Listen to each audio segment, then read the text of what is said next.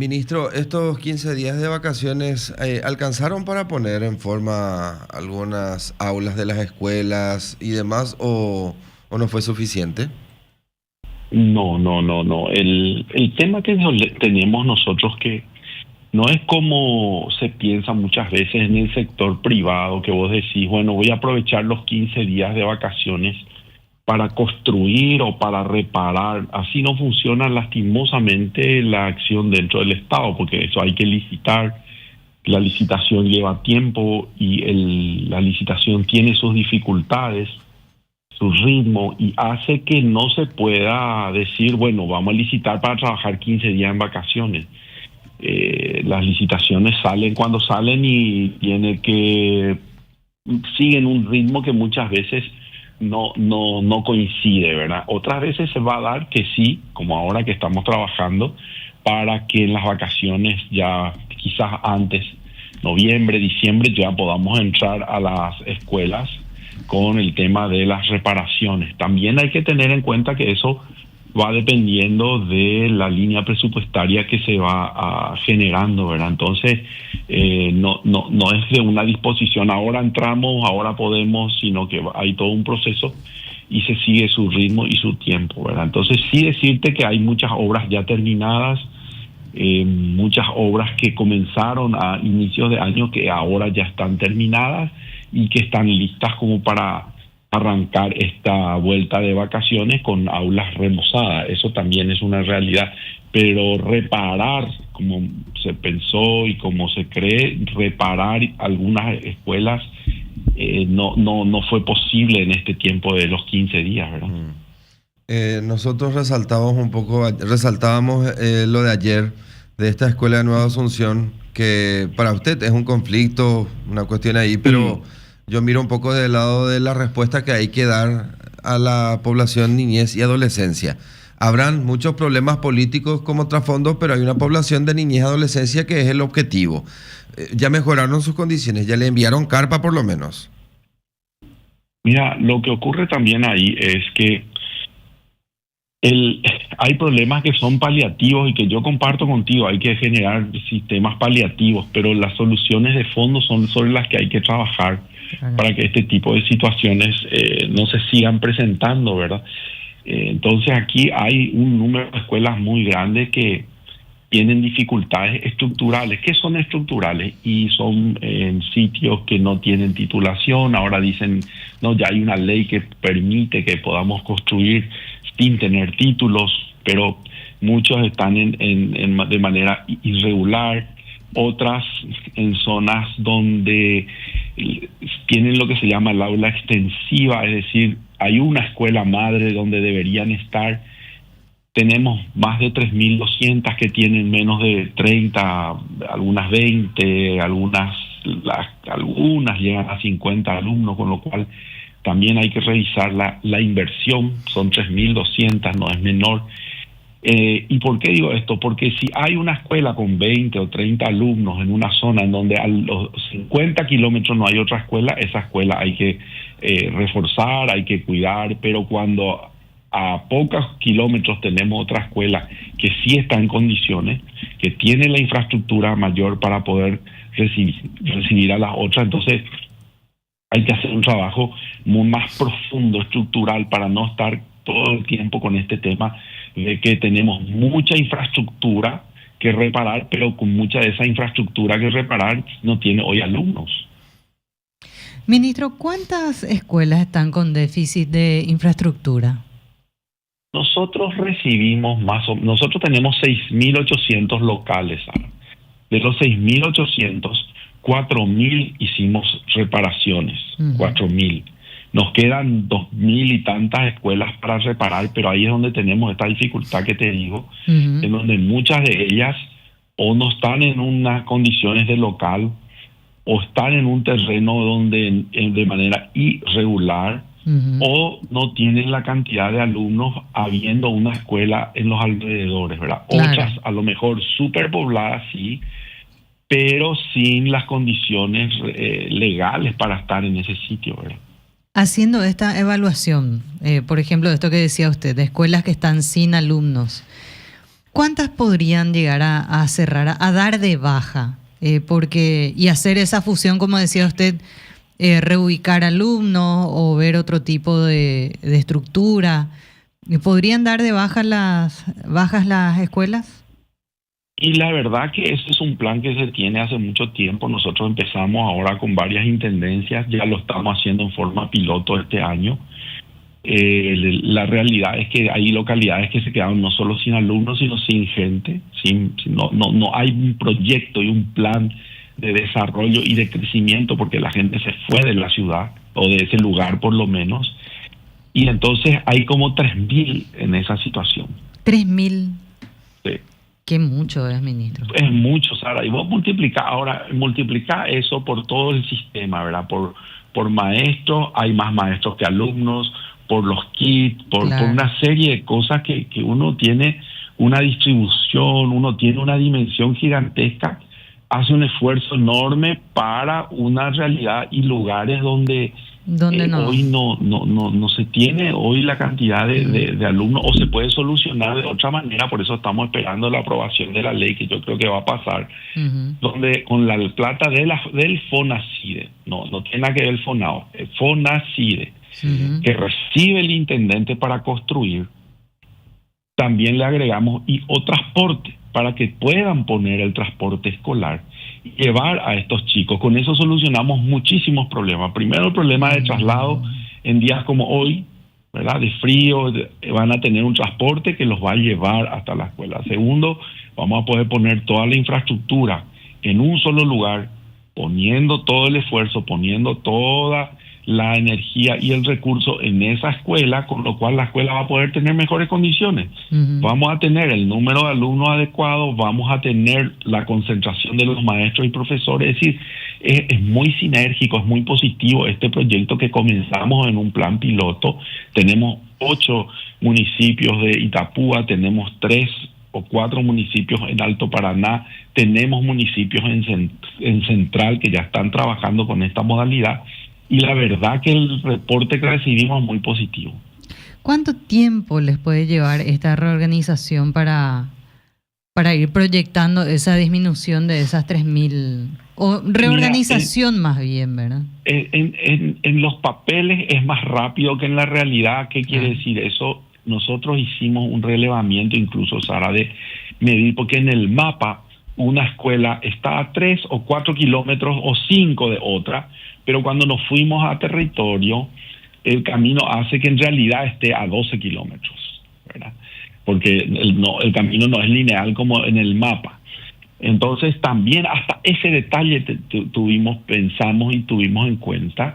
Y la estructura, la idea está, ahora hay que bajar a territorio, que es lo más complejo, porque la gente todavía tiene esa idea de mi escuela, de la escuela de mi barrio. Nosotros anteayer en Ciudad del Este conversábamos con un grupo de personas, había 3 alumnos en la escuela, 3. Y le decíamos a los profesores, ¿qué motivación tienen para venir? Claro. Que ellos mismos nos decían, ninguna. Y entonces le decíamos, y hablábamos con la comunidad, pero bueno, es todo un tema también de trabajar en territorio, de trabajar con la gente, de hablar, de mostrar, de hacerles vivir una distancia y una diferencia, de un modelo diferente que va a llevar su tiempo y que es un trabajo que hay que hacerlo con la gente, pero hay que empezar. Esto, si empezamos, creo que es una buena noticia y va a ser un muy buen primer paso, empujar, arrancar y saltar hacia esto, que es un primer paso en un proceso que más tarde o más temprano lo vamos a tener que dar. Claro. Bueno, ahí también va a haber una reorganización de rubros, me imagino, ministro, que es lo que siempre se reclama. Fantástico. Sí, Vos sabés que con la escuela esta que te cuento, nosotros ganamos una serie de rubros, porque no es que, como dicen, el maestro se va a quedar sin trabajo. No, al contrario, teníamos un déficit de maestros en otro lugar y ahora cubrimos con los que estaban en esa escuela. O sea, es muy sinérgico, es muy positivo. Pero estamos hablando de distancias cercanas, porque si nos ponemos en el contexto de Asunción o Central, bueno, creo que no sería mucho, pero si pensamos en el interior, donde sí hablamos de 20, 30 kilómetros, o sea, es distinto el panorama. Ese estudio georreferencial también se hace, ministro, para esta reorganización. Se hace y no lleva más que una distancia de 10 kilómetros como máximo. Procuramos que sea entre 5 o 6 kilómetros de distancia. Uh-huh. Y a veces en 1 kilómetro hay 3 escuelas. Y sí, bueno, ahí sí ya es una cuestión más... Sí, ¿Se encontraron con pero algún... sí se tiene en cuenta lo que decís, Sara, exactamente. Si va a pasar 10, 12, 15 kilómetros ya es distinto. Claro. ¿Se encontraron con algún tipo de rechazo de alguno de los directores de estas escuelas así con baja asistencia o, claro, algún tipo de rechazo o resistencia? Y en realidad el director a veces es el que más trabaja con la comunidad y es el que recibe un poco el reclamo comunitario. Son más rechazo comunitario y en general no se da tanto de los directores, pero sí de la comunidad y de los maestros en algunos casos. Resulta que para algunos puede ser muy cómodo porque son 20 alumnos nomás, entonces cada día se va un profesor nomás a trabajar, ¿verdad? Entonces trabaja un día 2, al día siguiente se van otros 2 y así van rotando. Entonces a veces se vuelve una situación bastante cómoda también para los trabajadores. Entonces todo ese tipo de situaciones muchas veces complican. Pero se van a trabajar 1 o 2 días, pero el rubro tienen para todo el mes. Así es. Eso es algo que hay que ordenar. O sea, tenemos docentes planilleros también. Y a veces trabajan en otra cosa. En una comunidad me tocó ir a ver a un profesor que a la hora de entrar en clase tenía un programa de radio. O sea, hay de todo en las comunidades y a veces incluso esta conciencia que nosotros decimos no se tiene, porque dice, bueno, así fue, así es casi normalizado está eso, no pasa nada, el profesor ya va a venir, le está supliendo otro. O sea, hay mucha diversidad también en torno a cómo se toman estas cosas en el país. Yo no estoy aprobando eso, no estoy diciendo que esté bien, estoy contando lo que ocurre realmente y cómo tenemos que ir trabajando con la comunidad. Ministro, recién dijo usted, más docentes que alumnos en algunos casos, y ya dio las cifras de cuántas escuelas o se van a fusionar o cerrar o readaptar la reorganización de la que estaba describiendo usted. Pero implica que cuando esa reorganización contemple que dentro de ese 1 kilómetro que hay 3 escuelas, sobre una solamente repose el funcionamiento total, muchos docentes van a quedar fuera, sin rubros, van a despedir docentes, o cómo va a ser la reorganización cuando hablamos de esos rubros. Me gusta mucho esa pregunta porque primero eso no se puede hacer, o sea, no se puede despedir a alguien que tiene un rubro, ¿verdad? Eso, el maestro va a seguir trabajando. Lo que sí vamos a tener es una reubicación, una reorganización y mejor optimización de recursos humanos. Fíjate que hoy nosotros estamos buscando, por ejemplo, rubro para una escuela que está ahí nomás en los alrededores y estamos teniendo un maestro, por decir así, sobrante en otra escuela.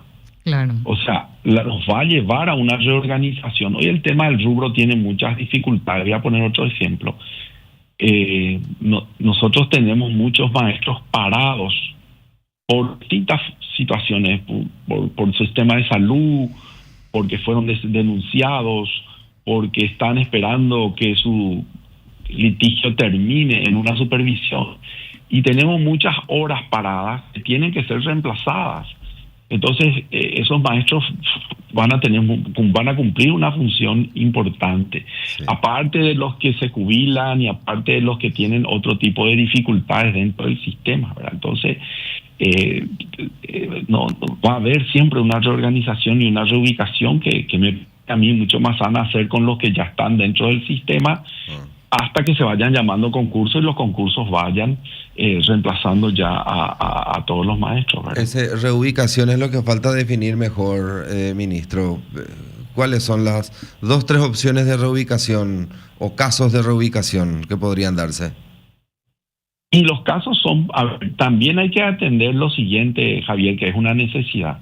Nosotros vamos a concentrar alumnos en un lugar, pero puede tener ese colegio llevar y tener más alumnos de 30, por decirte, y ahí hay que hacer lo que se llama el desdoblamiento, es decir, hay que tener 2 secciones. Entonces también estamos trabajando en eso, en dar 2 secciones, ¿verdad? En hacer donde hace falta 2 secciones, 2 secciones. Entonces el maestro, va a haber un maestro A para el primer grado A y un maestro para el primer grado B, por poner un ejemplo nada más, ¿verdad? O sea, esa es también una modalidad de reorganización. La otra modalidad de reorganización es que ese maestro ocupe una función en una escuela de la zona, en un lado donde nos está haciendo falta a lo mejor el maestro por estas causas que antes te decía, ¿verdad? Y hay una tercera función que yo le tengo mucho interés, cariño y entusiasmo, es el tutor. Lo estamos viendo, estamos analizando, terminando ahora de recibir el informe de las tutorías que hemos hecho con alumnos, y son tutorías incluso telefónicas, donde en 8 sesiones el alumno salta de un valor posicional a fracciones, por ejemplo. En 8 sesiones aprende. Entonces estamos viendo que las tutorías ayudan muchísimo con los alumnos que se llaman rezagados, ¿verdad? Entonces esa también es una función que nosotros queremos empezar a desarrollar en territorio. Hay muchas posibilidades de esa reorganización, pero necesitamos ordenar y necesitamos saltar a 4.000 y poquitos de escuelas, 8.500 locales escolares, de 6.800 que tenemos hoy.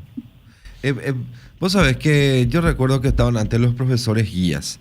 En algunos colegios el profesor guía era quien se encargaba de convocar para elegir el presidente de curso y demás, y otras cosas así más sencillas. Y otros colegios, sin embargo, aprovechaban esas horas cátedra para hacer los refuerzos en determinadas materias, o con determinados alumnos formaban grupos en donde necesitaban más atención o pulir algunos aspectos. Es una especie de ese profesor, ministro. En algunos casos sí. Nosotros queremos recuperar, de hecho, y me encanta el punto que señalas para contar que hemos pedido 2.000 rubros para profesores guías o psicólogos y profesores guías para el año que viene, porque ese es el profesor que se encarga de hacer esa contención que vos decís que es muy importante. En algunos casos en la primaria estos profesores podrían pasar a ocupar esos cargos también.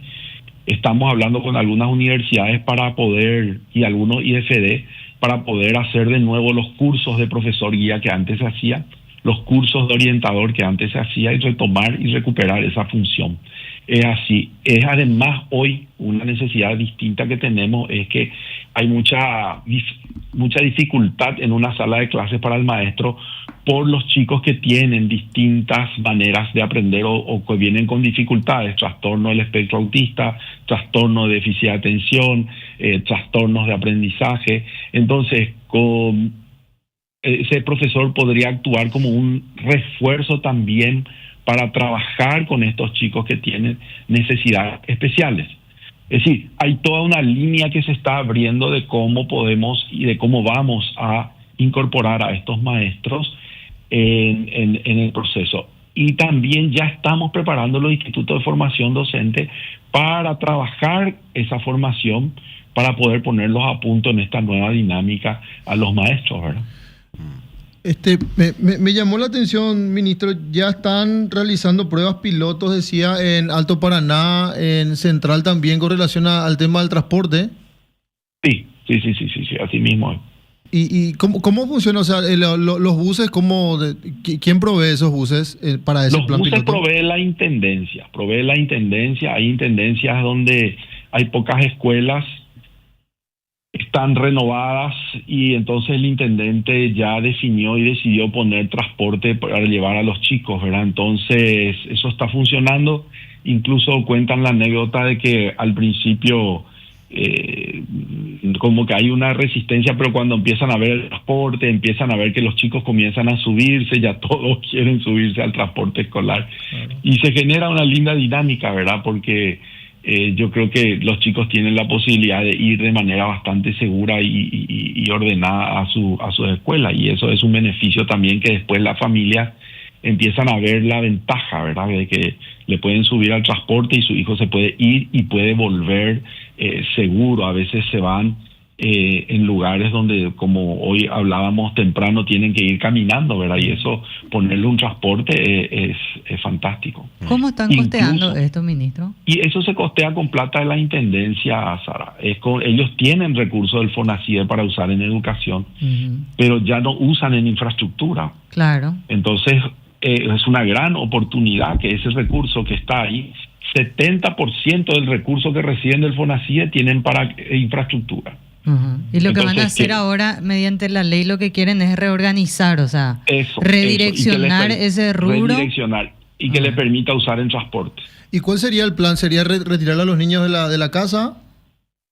Y depende mucho de la localidad. Hay localidades donde permitiría eso, hay localidades donde no, tendrían que ir hasta un punto. Como una parada. Y desde una parada especial, digamos, y desde ahí trasladarse.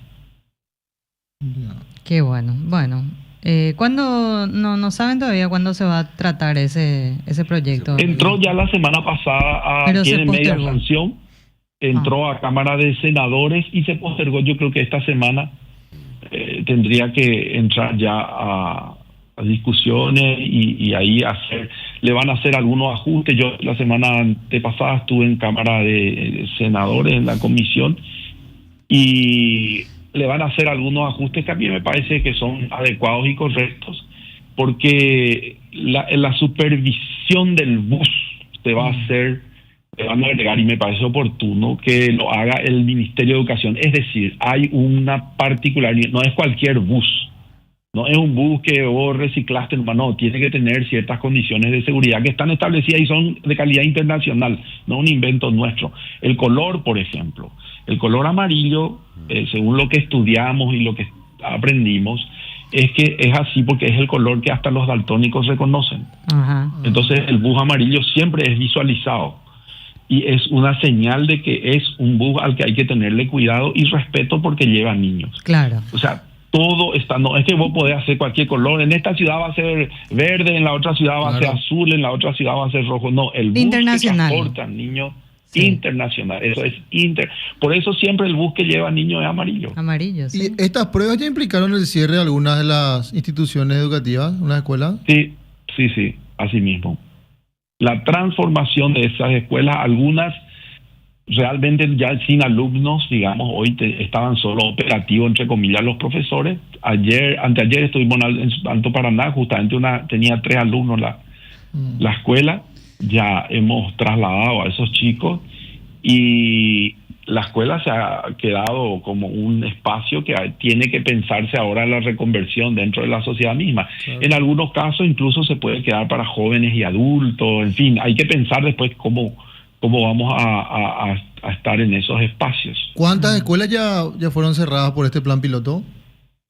Y todavía ese número no tengo exactamente, no te puedo decir exactamente el número, pero yo sí te digo que son 3 los departamentos donde comenzamos este proceso. Itapú, Alto Paraná y Central. Sí, así mismo. Sí. Y en ciudades muy puntuales está el proceso. Acá en Central, por ejemplo, Limpio es un modelo. Limpio es un modelo. Tiene 6 buses, creo que ya va por el 7º el intendente. Octaviano Gómez, realmente un trabajo espectacular está haciendo el intendente en esa ciudad. Ministro, vamos a ubicarnos en un territorio. Solamente 2 preguntas más tengo y yo ya cierro este capítulo. En la zona de Villamorra y ese territorio, ahí Recoleta y demás, ahí por lo menos hay como, si no me equivoco, 4 escuelas y colegios que no distan más de 5 o 6 cuadras entre cada uno entre ellos. Así es. ¿Verdad? Cierto. Hay sobre, frente al Ministerio de Industria y Comercio, ese colegio... Sí, Panamá. Hermoso ese colegio, ese edificio, hermoso, a propósito. Sí. Pero a unas cuadras nomás ahí hay otro colegio público. Sí. Hay 2, 3 escuelas más. Sí. La idea es centralizar todo en uno, para que el resumen no es lo que estamos haciendo, ¿verdad? Así mismo. Pero así quienes mismo. están aquí en Asunción pueden tener ese como ejemplo de lo que está ocurriendo en zona interior si no conocen el interior. Así mismo es. Y vos sabés que además, cuando podamos construir uno lindo, con todas las condiciones, con canchas, con espacios de deporte, con biblioteca, con todo, yo creo que naturalmente la gente va a optar por ir a ese colegio. Claro. Y vamos a tener más matrícula, ¿verdad? Porque el colegio va a ser grande, va a poder albergar a más chicos. Y yo creo que naturalmente es otro que se quedó ahí, que a lo mejor no tiene ya tanta condición, a veces no tiene ni espacio para hacer deporte. Las mismas familias van a preferir llevarle a ese colegio que está ahí a una cuadra. Eso era formaba parte de su discurso ni bien asumió el cargo, ministro. ¿Y ya tienen seleccionados o seleccionadas las escuelas que van a implementar ese tema, esa implementación en la infraestructura? Sí, eso está siempre es porque después hay que ir a la ciudad, hay que ir a la localidad, hay que hablar con uno, hay que ver en terreno, hay que mirar si es o no el mejor lugar y espacio. O sea, hay todavía un trabajo ahí que ir haciendo, hay que ver lo que se fue. ¿Y crees que te va a dar el tiempo? ¿Perdón? ¿Crees que te va a dar el tiempo? Perdón, te interrumpa. No, está bien, Juan, lo que decís. Vos sabés que sí, para algunas localidades avanzar muchísimo, sí, para otras seguramente apenas vamos a iniciar el proceso, pero yo sabes qué pienso, esto está desde el 2014, no es una idea mía, no es, yo no me quiero embanderar con esto, yo solamente quiero decir que este es un cambio estructural que la educación paraguaya necesita. Sí. Y esto tenemos que empezar, alguna vez tenemos que empezar. Y si tengo que empezar y después otro tiene que venir a continuar, que sea así. Pero alguien tiene que empezar, porque esto es el inicio del reordenamiento del sistema educativo nacional. Ministro, entiendo. Teniendo esta cantidad de alumnos que hoy en día se tiene, ¿con cuántas escuelas nos quedaríamos y con cuántos docentes necesarios? 4.500 escuelas más o menos. Y ustedes, para que tengan un parámetro nomás, Finlandia tiene la misma cantidad de alumnos que Paraguay y tiene 2.000 escuelas. Claro. Nosotros nos quedaríamos con 4.400, 4.500 más menos. Y yo creo que los docentes es otro capítulo que tenemos que ir analizando porque tenemos que agregar que hay 5.000 más o menos 3.000 que tienen jubilación efectiva por año y que eso sigue y que tenemos que ir haciendo un recambio hasta generar un ordenamiento. Claro. Por ejemplo, el año que viene nosotros ya, esto además, repito, tampoco es nuevo, ya se hizo en otra época, cancelamos ya los institutos de formación docente, no se puede ya más enseñar para escolar básica, porque ya tenemos en el sistema suficientes maestros de escolar básica con esta reorganización y reordenamiento. Claro. Pero no obstante, nos falta, por ejemplo, profesores de matemáticas. Cuesta muchísimo conseguir un profesor de matemáticas en una comunidad en el interior. Entonces le pedimos a los institutos de formación docente, le dimos 1 año y medio de posibilidades para que se ayornen y propongan cursos, formación y centren todas sus fuerzas en maestros del tercer ciclo y de la media, que son esos maestros que van y vienen, que se les llama maestro taxi, ¿verdad? Que concentren su fuerza formativa en esas etapas. ¿Por qué? Porque lo que se llama la primaria, ya tenemos suficientes maestros dentro del sistema, ¿verdad?